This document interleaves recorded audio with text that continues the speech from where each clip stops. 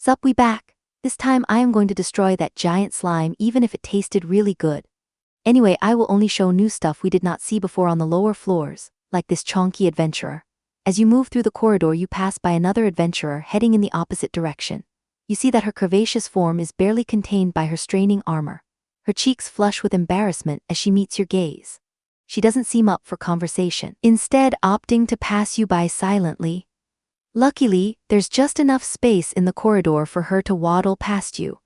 You wish the adventurer luck and continue on your journey.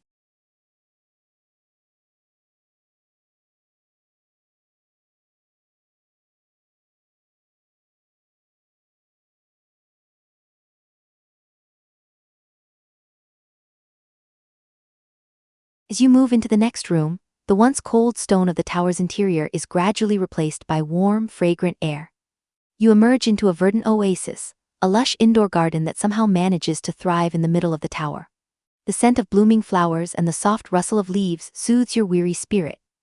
Everything in the garden appears meticulously cared for: the vibrant green grass, the colorful floral patterns scattered generously, the luxuriant ferns lining the walls. But what instantly draws your gaze is the solitary tree in the heart of this paradise. A single, mysterious fruit hangs from its branch, radiating an almost ethereal glow. The charm of the fruit is undeniable, but you are unsure what will happen if you eat it.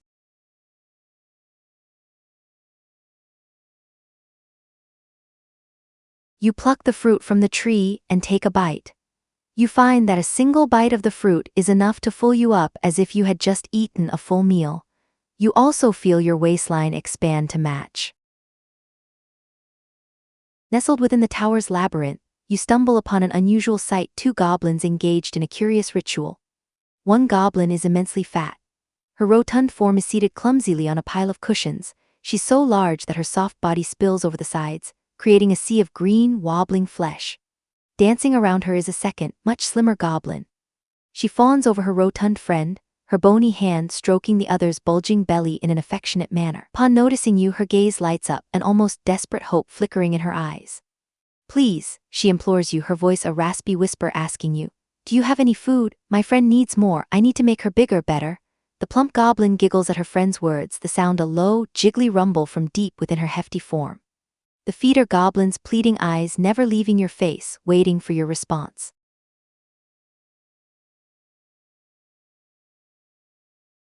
"Oh, thank you," the feeder goblin exclaims, her eyes lighting up. "This will be perfect." She eagerly takes the food from you and begins to feed it to her friend. The plump goblin grins, a low, satisfied burble echoing from her as her friend shoves food into her mouth at an incredible pace. Her already expansive belly begins to balloon even more, stretching and jiggling with every bite. The room echoes with the feeder goblin's enthusiastic giggles and the plumper one's satisfied moans. Once the feeding is done, the feeder goblin turns to you, a look of satisfaction on her face. "Thank you for your help," she says. "Take this as a token of my appreciation."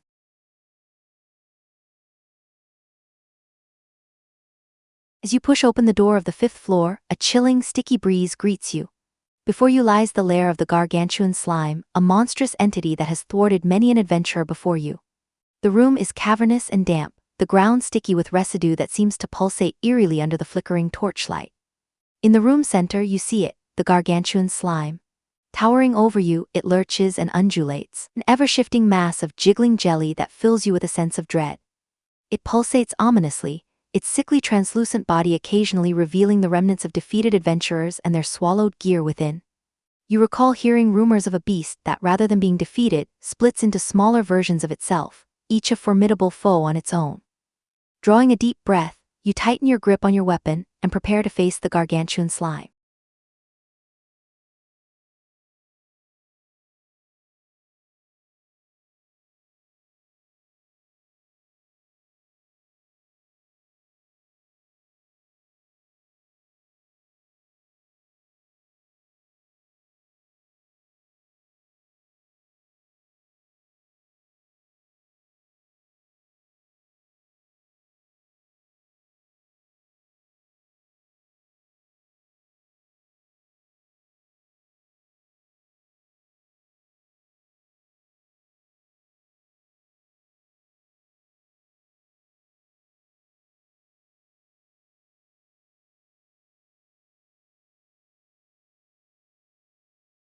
Thanks to that based goblin, we had the luck potion this time, and it grants us 3 critical strikes, and those are enough to kill the first form. And with the accurate scimitar, we can take down the stragglers.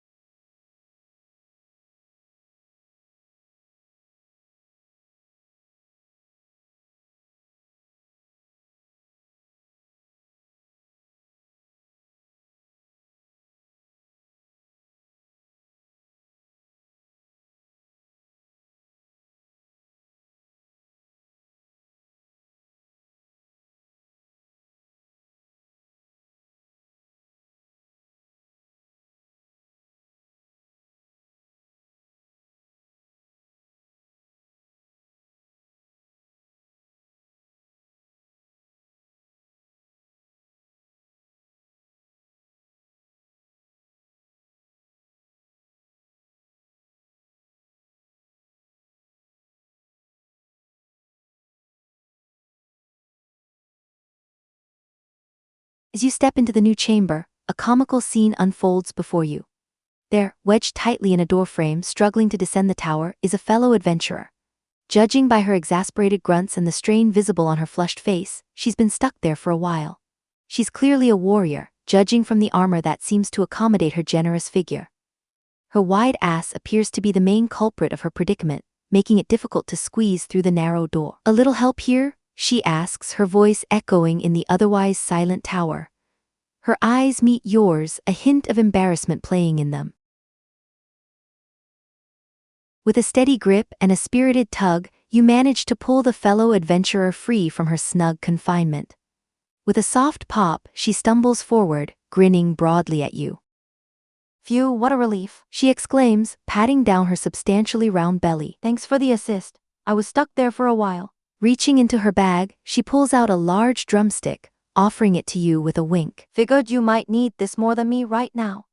The last thing I need is to get stuck again before I reach the ground." Obtained, dragon drumstick with a laugh and a thankful wave, the fellow adventurer resumes her descent, disappearing down the tower stairwell.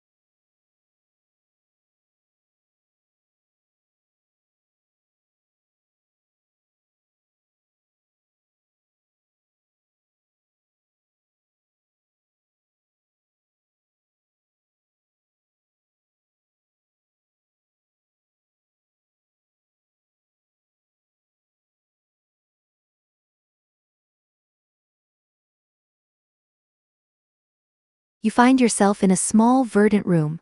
The air is thick and humid, with walls draped in vines and dotted with mushrooms. You notice a glowing light hovering near the far wall and approach out of curiosity. Well, you're certainly not as ugly as the last adventurer who stumbled through here. The light reveals itself to be a small fairy, about the size of your hand, with butterfly-like wings and a mischievous grin. The fairy beams. Hiya, my name is, She suddenly emits a horrible, high-pitched screech that makes you wince. which in your tongue roughly translates to pipsqueak. Anyway, who you calling small? I'll have you know I know karate and could totally beat your ass. Pipsqueak proceeds to unleash a flurry of unconvincing air kicks and punches. Haha, I knew you'd be impressed. One day I'll be a black belt, or at least, like a very dark gray belt. Anyway, I like you travelers, so I have a proposal. She zips around your head in a circle. Got room in that satchel for a tiny passenger? I promise I won't take up much space. Though I might nibble on your rations when you're not looking. Hee hee. She flutters her wings impatiently, a wide grin on her tiny face. Oh, and I can help you too. I've got all sorts of fairy magic, but it makes me absolutely famished. Feed me during your adventure and I use my magic to help in some way. The more filling the snack, the more powerful the spell. What do you say? Yes, how exciting. She squeals, diving headfirst into your satchel. You hear rustling, then her voice muffled from inside. Wow, you've got so many crumbs in here, jackpot. From now on, Pipsqueak can be accessed from your inventory.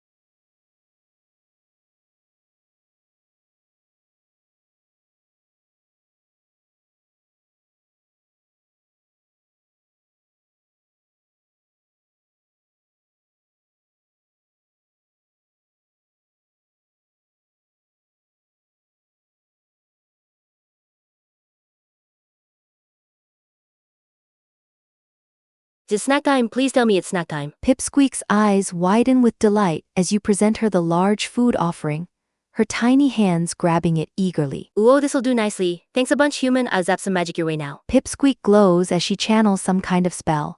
You feel more sturdy. You will receive less damage for 6 turns.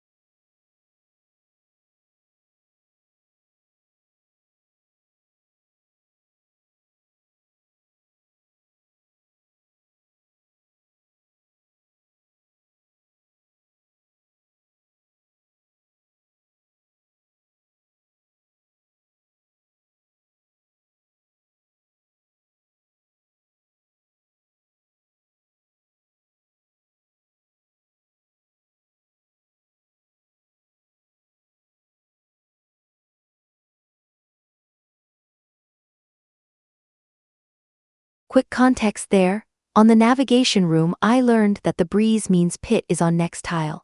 And stink means monster is on the next tile.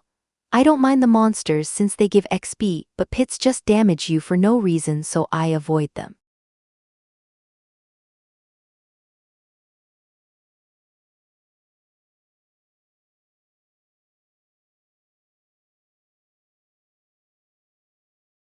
As you push forward, the sound of metal clanging against metal catches your attention. Turning a corner, you find yourself in what appears to be a makeshift smithy. Amidst the heat and the glow of the roaring furnace, there stands a witch, seemingly taking up the role of a blacksmith. Behind her, an array of impressive weapons and intricate equipment hangs, the play of the firelight lending them an aura of raw power. As you approach, she pauses, her emerald eyes taking in your form, her gaze lingering on your weapon and gear. She hums nonchalantly. Your equipment could use some work. Interested in an upgrade, perhaps. She inquires, her voice resonating with the crackle of burning embers. I'm not interested in your gold. I have a unique taste. There's a rare foodstuff only found within this tower that I've got a particular craving for. It's called caloric essence. Give me one of them and I'll upgrade your weapon. The blacksmith takes the cube from your hand, with enthusiasm. Thank you, I'll save that for later. Now then, what did you want upgrading? I like the steel dagger, so I think I will go for that one.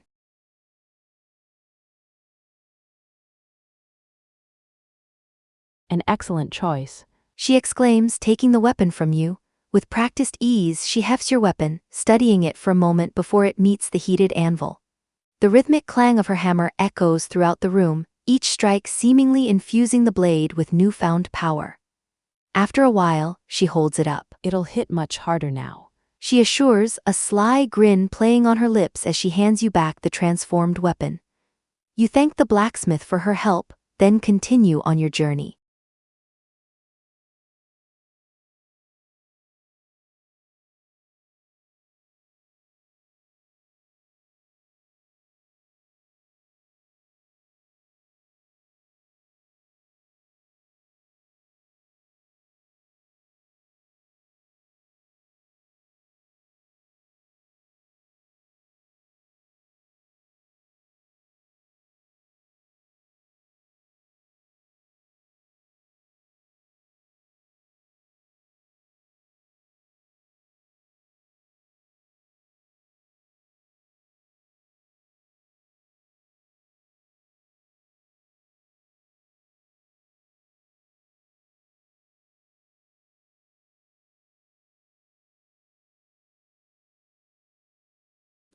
As you continue on, a peculiar noise echoes throughout the stone halls, breaking the usual silence of the tower.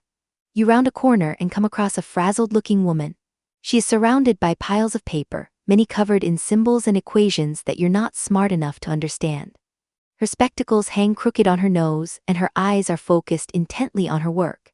She notices you and looks up. I didn't expect to find another soul here. She chirps, flustered but delighted. She sweeps off her spectacles, cleaning them on her shirt before quickly replacing them. I'm a scientist trying to uncover the mysteries of this place. It's absolutely fascinating, don't you think? The ever-changing layout, the peculiar effects on weight and digestion. How does it all work? The scientist beams at you, her eyes twinkling with anticipation. I've been hoping to encounter an adventurer such as you. She exclaims, clapping her hands together. This is a splendid opportunity for field research. Do you think? Well, she bounces on her heels, clearly excited at the prospect of a live subject for her studies. Would you consider assisting me with a little experiment? It's perfectly safe, I assure you. Sure, why not? What could possibly go wrong? Marvelous, she exclaims, clapping her hands, her face lighting up at your agreement. She quickly clears a space amidst the clutter on the ground and sets up what appears to be a scale of sorts. First, we need a baseline, she explains, guiding you onto the scale. With an expert eye, she notes down your weight on a stray piece of parchment.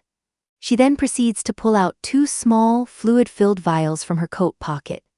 The liquids within them shimmer with an otherworldly glow, one azure and the other emerald. Now we're ready for the experiment. Handing you the azure vial, she urges. Drink up, don't worry, it's not poisonous, probably. You take a cautious sip, the liquid pleasantly cool and surprisingly sweet. She records your weight once more after you finish the vial, and the scale shows a noticeable increase in your weight. Next, she hands you the emerald vial. You drink it, and this time it is a rich, savory liquid that reminds you of a hearty stew. A satiety floods your senses, and you find your weight has increased by double the previous amount. Excitement emanates from her in waves. Fascinating. It seems that the additional weight gain is directly proportional to the calories consumed. She muses aloud. These are incredible findings.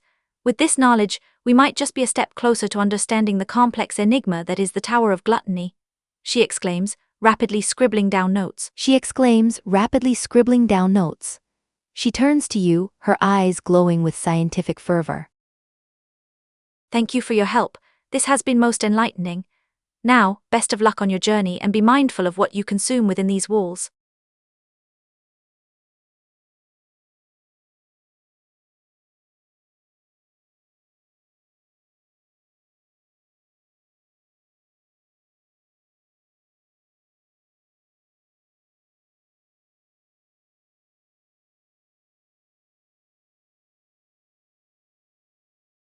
His belly is just a temporary thing. I could lose it anytime I want. Pipsqueak's eyes widen with delight as you present her the food offering, her tiny hands grabbing it eagerly. Ooh, this'll keep me going for a bit. Nothing fancy, but I can definitely zap some magic your way now. Pipsqueak twirls her finger, and a shower of gold coins shoot out of the satchel opening. Yep, though we try and keep this power hush-hush. Many years ago, a king found out about this talent of ours and was rumored to keep dozens of captured fairies in cages, force-feeding them day in and day out just to increase his wealth.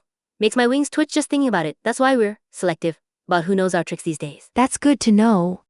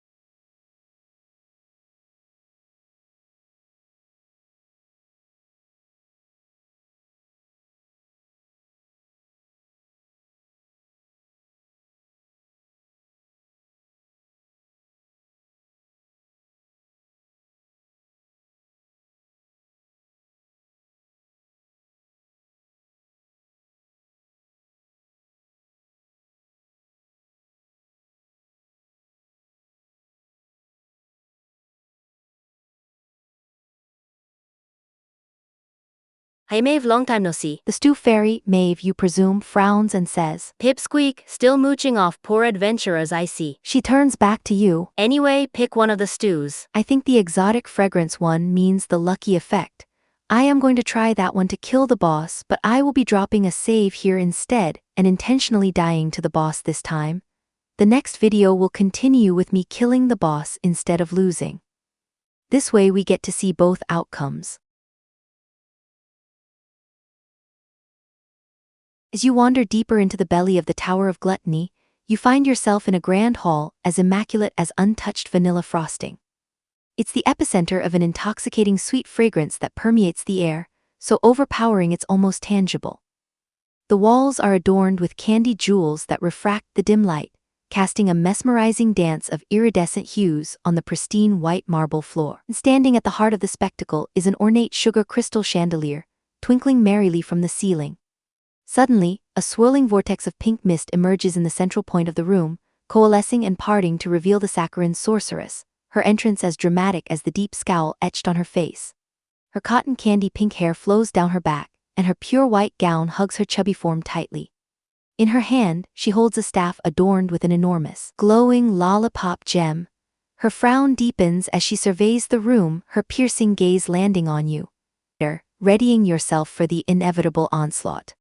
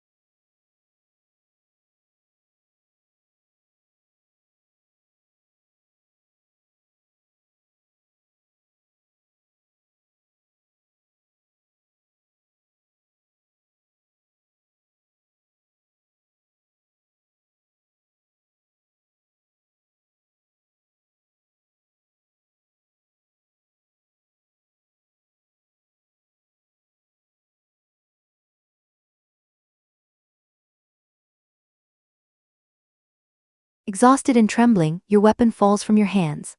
The sorceress lips curl into a triumphant smirk as she raises her lollipop staff, directing it towards you. A torrent of sweet, cotton candy mist floods from the staff, a sugary cloud enveloping you. Each breath you take is syrupy sweet, comforting yet nauseating. Your vision blurs, the room distorting and swirling into a psychedelic carousel of candy colors. You start to feel an intense, excruciating hunger from deep within you, and your stomach emits a loud, bassy rumble in response. Suddenly, a cascade of sweets materializes from the misty cloud, dropping all around. From cakes to pastries, cookies to candies, a myriad of confections are presented in front of you. Under the thrall of the hunger spell, you are powerless to resist. You start to devour the desserts one after the other. Each one is a burst of exquisite flavor, impossibly sweet and delicious. Food overwhelms your senses but does nothing to quench your insatiable hunger. Instead, it only grows more intense, driving you to consume more and more. While you feast, changes begin to take effect. Your clothes tighten around you, feeling increasingly restrictive. Your once-fitting armor strains against your expanding belly. Each bite seems to add more to your steadily growing girth, but you are too consumed by the relentless hunger to notice. Saccharine sorceress watches on, her smirk growing wider with every mouthful you take. With a simple wave of her hand, the volleys of desserts continue, and the spell keeps you eating well past your limit. Days pass in this sugar-coated haze. One moment of clarity arises after what feels like an eternity, and you finally see your reflection in a candy jewel adorning the wall. You barely recognize the bloated form staring back at you. Your once athletic body has been transformed into an unfathomably soft mountain of flesh. Heaving yourself up from your sitting position on the floor feels impossible, your swollen, bulging belly protruding like an undeniable sign of your indulgence. Your armor is well past its breaking point, seams split open, barely managing to hold onto the broad expanse of your body, leaving the majority of you exposed. You've been transformed into a rounded monstrosity of your former self, imprisoned in your own body, a victim of your inability to resist the Saccharine sorceress's spell. Your urges for sweets have been met, but at the cost of your freedom, and ultimately, your mission in the Tower of Gluttony.